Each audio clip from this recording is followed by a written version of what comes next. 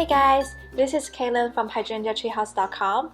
So I recently made a stand for my iPad because I couldn't find something that fits my specific needs in the market. I mainly use my iPad to draw and I needed to be at a pretty low angle. So I designed and built it myself, and I would say the process is pretty straightforward. So I want to share with you guys how I made it. It is a pretty easy DIY project and you can really customize it for your own needs. Depends on your iPad size or the angles you want it to sit. So let's get started. First of all, here is a rough sketch I did so that you can get an idea of what we're building here. I've included a written instruction in the description box so that you can follow step by step. So to begin, I cut out some 1/4 inch plywood to size. I have a template you can use to cut your pieces based on your iPad size, so check out the description below for the project template. I'm adding a tape on the edge of one of the boards because this piece is a 1/4 inch wider than the other, so I'm using my 1/4 inch tape as a visual guide to align them perfectly. Now I need to connect them with a hinge. Even with a very small hinge, the screws comes with it are still too deep for my 1/4 inch plywood, so they stick out by quite a bit. To solve that, I'm using a plier to cut the screws shorter and then reattach them. And now you can see that they will not stick out from the board. And I'm using the tape to align again and basically using the same method to attach the hinge to the other piece of the plywood.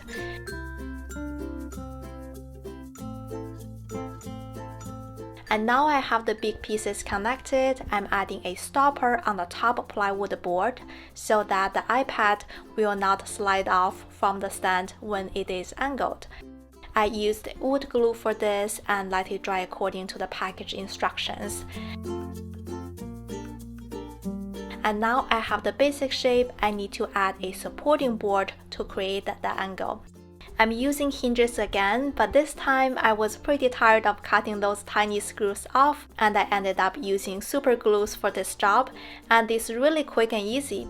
So I just applied glue to one side of the hinge and then attach it to the base, and then I wipe off the excess glue for a cleaner look.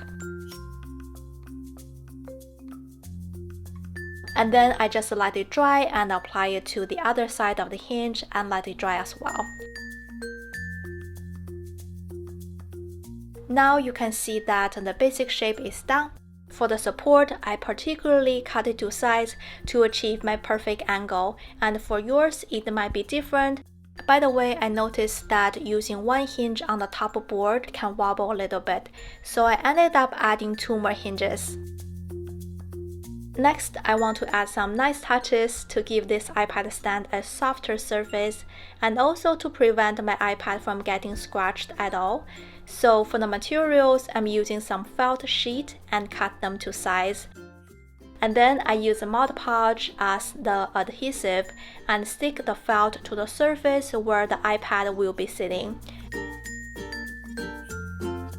And later, I also added a felt piece to the back as well, just in case I put this iPad stand on a delicate surface in the future.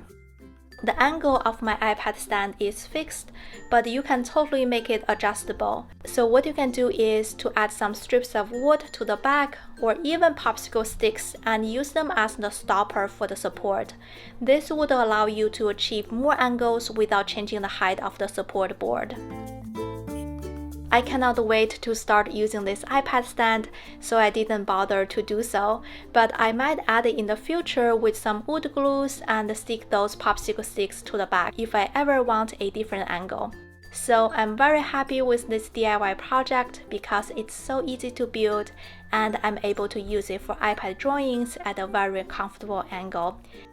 It's really easy to store as I can fold it up easily and carry it around. I hope you enjoyed this quick tutorial, and again, you can find the written instructions and project templates in the description below.